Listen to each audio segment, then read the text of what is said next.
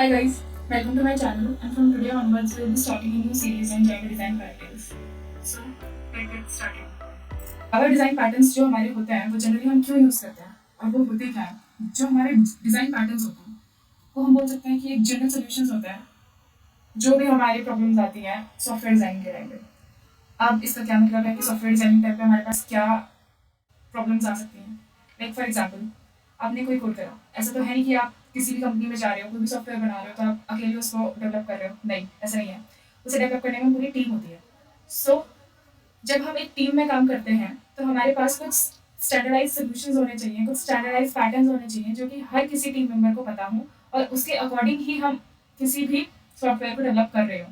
Like suppose ऐसा भी होना चाहिए कि मैंने अपने हिसाब से कोई भी तरीका यूज़ करके कोई सॉफ्टवेयर डेवलप किया, कोई भी कोड लिखा, पर जो उस कोड को लिखने के लिए मैंने टेम्पलेट्स यूज़ करे, मैंने जो भी चीज़ें उसको बनाने के लिए यूज़ करी है, मेरे टीममेट को उसके बारे में पता ही ना हो कि भाई इस बंदे ने क्या यूज़ करके कोड बना दिया है या कोड लिख दिया है।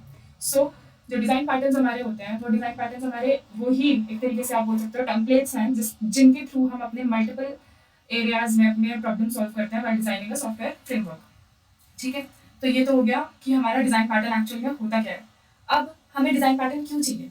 लाइक एक रीज़न मैंने आपको बताया कि आप सब एक टीम में काम कर रहे हो, ठीक है। अब एक टीम में काम करने के लिए आप सबको एक स्टैंडर्डाइज तरीका फॉलो करना पड़ेगा किसी भी चीज़ को डेवलप करने के लिए, किसी भी सॉफ्टवेयर को डेवलप करने के लिए। पहला हमारा ये हो गया। सेकेंड हमारा ये है कि आप उसी तरीके को मल्टीपल प्रोजेक्ट्स में यूज़ कर सकते हो। आपने डिज़ाइन पैटर्न सीखा, बनाया, ठीक है, आप उसी डिज़ाइन पैटर्न्स को मल्टीपल प्रोजेक्ट्स में यूज़ कर सकते हो। ठीक है जी। सेकेंड हमारा होता है कि हमारे किसी भी प्रोजेक्ट को बनाने के लिए हम एक आर्किटेक्ट फॉलो करते हैं, लाइक स्टेप्स फॉलो करते हैं। पहले उसका रफ आइडिया बनाते हैं कि हमें क्या चाहिए क्या नहीं चाहिए। तो हम अगर कोई भी डिज़ाइन पैटर्न फॉलो कर रहे हैं तो उसकी वजह से किसी भी सिस्टम आर्किटेक्ट को बनाने के लिए हमारे पास एक बहुत अच्छी क्लैरिटी आ जाती है कि हाँ हमें यहाँ पे ये यूज़ करना है, किस किस कंपोनेंट में आपका क्या डिज़ाइन पैटर्न यूज़ होगा। तो उसकी वजह से आपको एक बेटर अंडरस्टैंडिंग भी मिलती है कि हाँ अगर मैं कोई भी सॉफ्टवेयर बना रहा हूँ या बना रही हूँ तो इस वाले कंपोनेंट में अगर मैं ये वाला डिज़ाइन पैटर्न यूज़ करूँगी, सो उसकी वजह से आपका सॉफ्टवेयर कोड भी इन्हांस होता है। आपका जो कोड होता है वो ईजिली मेंटेनेबल होता है, ऑर्गेनाइज फॉर्म में होता है, क्लीन होता है। तो इन सभी चीज़ों की वजह से डिज़ाइन पैटर्न एक बहुत बड़ा रोल प्ले करते हैं आपके किसी भी सॉफ्टवेयर डेवलपमेंट। ओके, सो जावा में बेसिकली हमारे अगर हम बात करें तो तीन तरह के डिज़ाइन पैटर्न्स होते हैं। Number one, creational design patterns, structural design patterns and behaviour design patterns. So एक एक करके हम सारे डिज़ाइन पैटर्न्स को आने वाली वीडियोज़ में अच्छे से पढ़ेंगे, पर आज की जो वीडियो है उसमें हम बेसिकली फोकस करेंगे क्रिएशनल डिज़ाइन पैटर्न के सिंगलटन मेथड पे। ठीक है जी। सो क्रिएशनल डिज़ाइन पैटर्न होता क्या है? जैसे आपको नाम से पता चला होगा, क्रिएशनल डिज़ाइन मतलब कुछ तो ये क्रिएट कर रहा है, किसी चीज़ के क्रिएशन पे पूरे का पूरा डिज़ाइन पैटर्न बेस्ड है।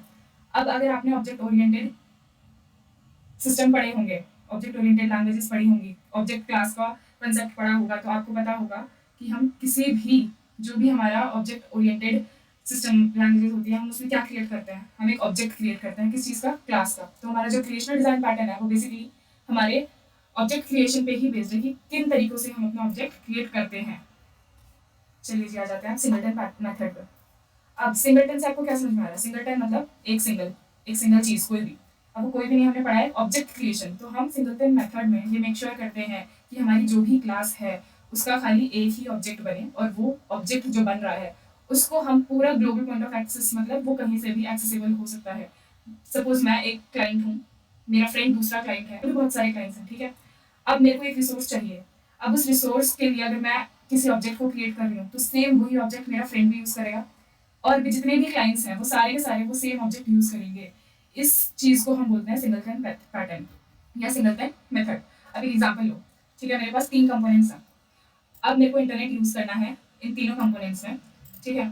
तो अगर सिंगलटन मेथड मेरे को नहीं पता तो मैं क्या करूँगी, एक इंस्टेंस बनाऊंगी, दूसरा इंस्टेंस बनाऊंगी, तीसरा इंस्टेंस बनाऊंगी जो कि सेम कंपोनेंट को या सेम रिसोर्स को पॉइंट करेंगे। बट अगर मेरे पास सिंगलटन मेथड की नॉलेज है तो मैं क्या करूँगी, मैं इस रिसोर्स को जो कि क्लास की फॉर्म में मैं डिस्क्राइब कर सकती हूँ अगर मैं सॉफ्टवेयर डेवलपमेंट कर रही हूँ तो इस रिसोर्स की क्लास को मैं सिंगलटन क्लास बना सकती हूँ, जिससे क्या मिलेगा कि भाई इस क्लास का एक ही ऑब्जेक्ट बनेगा और जिस किसी को भी मेरे को यूज़ करना है, मेरे रिसोर्सेज यूज़ करने हैं, तो उन सभी को एक्स्ट्रा ऑब्जेक्ट्स बनाने की जरूरत नहीं पड़ेगी। आप सिंगल एक ऑब्जेक्ट मेरा जो बना हुआ है उसी को यूज़ कर सकते हैं। अब इसके क्या फायदे हैं?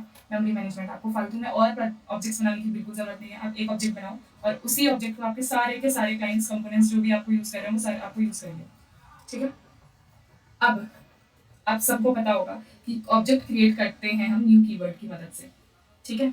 तो सिंगलटन पैटर्न मेरा क्या करता है, अगर वो एक ऑब्जेक्ट बना रहा है, सिर्फ एक ऑब्जेक्ट अगर वो बना रहा है, तो मेरा जो सिंगलटन पैटर्न है वो रिस्ट्रिक्ट करेगा मेरे न्यू कीवर्ड को बार बार यूज करने से, जो कि मेक श्योर करेगा कि आप एक से ज़्यादा इंस्टेंस ना बना पाए किसी भी क्लास का। किसी भी क्लास से मेरा मतलब है सिंगलटन क्लास का, ठीक है। अब इसको एक प्रैक्टिकली समझते हैं हम लोग। सो मैंने यहाँ पे क्या किया हुआ है, मैंने यहाँ पे एक एग्जाम्पल लेता है, ठीक है, इसको समझने के लिए। क्रिकेट आप सबको बहुत पसंद होगा, सबको ही इंडिया में क्रिकेट पसंद है।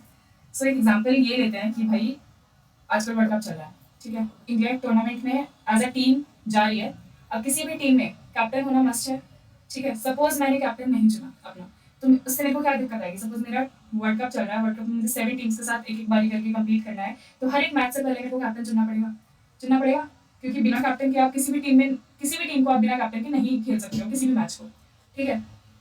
लेकिन अगर मैं टूर्नामेंट से पहले ही डिसाइड कर लूँ कि मेरा कैप्टन रोहित शर्मा है, अब मेरा T20 वर्ल्ड कप का कैप्टन रोहित शर्मा है, तो अब मेरा मैच किसी भी टीम के साथ हो T20 वर्ल्ड कप में, वो कैप्टन चेंज नहीं होगा, सारे के सारे मैचेस में मेरा कैप्टन एक ही रहेगा। तो इस एग्जाम्पल से अगर मैं समझाऊँ आपको, तो बिफोर हैंड जो हमने अपना कैप्टन चूज कर लिया, इट मीन्स हमने जो ऑब्जेक्ट क्रिएट करा है कैप्टन चूज करने के लिए, हमने ऑब्जेक्ट क्या क्रिएट करा है कि हमने अपना कैप्टन चूज कर लिया है। सो ये मेरा ऑब्जेक्ट हमने बिफोर हैंड बना के रख लिया है। अब कोई भी टीम के साथ मेरा मैच हो, मेरा कैप्टन सेम रहेगा, मीन्स मेरा ऑब्जेक्ट सेम रहेगा।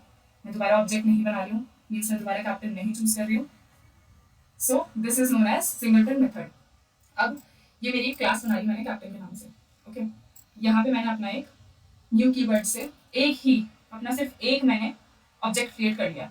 इसका मैंने एक प्राइवेट कंस्ट्रक्टर बनाया। अब प्राइवेट कंस्ट्रक्टर मैंने क्यों बनाया, जैसे मैंने आपको बताया था कि सिंगलटन क्लासेस में न्यू कीवर्ड को रिस्ट्रिक्ट करता है सिंगलटन मेथड, ताकि हम एक साथ इंस्टेंसेस ना बना पाए। So that is why make sure कीजिए आप कभी भी सिंगलटन क्लास बना रहे हैं या सिंगलटन मेथड यूज कर रहे हैं तो आप अपना कंस्ट्रक्टर प्राइवेट रखें, ठीक है। अब इस कंस्ट्रक्टर को रिटर्न करने के लिए मैंने एक मेथड बनाया गेट कैप्टन इंस्टेंस करके, जो कि पब्लिक स्टैटिक है और ये मेरा कैप्टन ऑब्जेक्ट रिटर्न कर रहा है, ठीक है।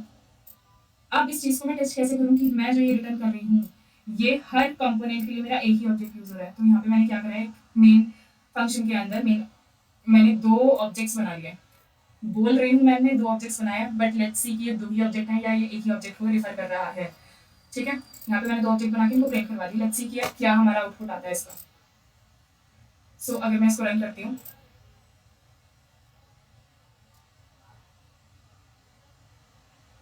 नाउ सी ये आपका एक ऑब्जेक्ट है और सेम आपका ये दूसरा ऑब्जेक्ट है, मतलब जो इसने प्रिंट करा है वो एक ही ऑब्जेक्ट को आपका रिफर कर रहा है।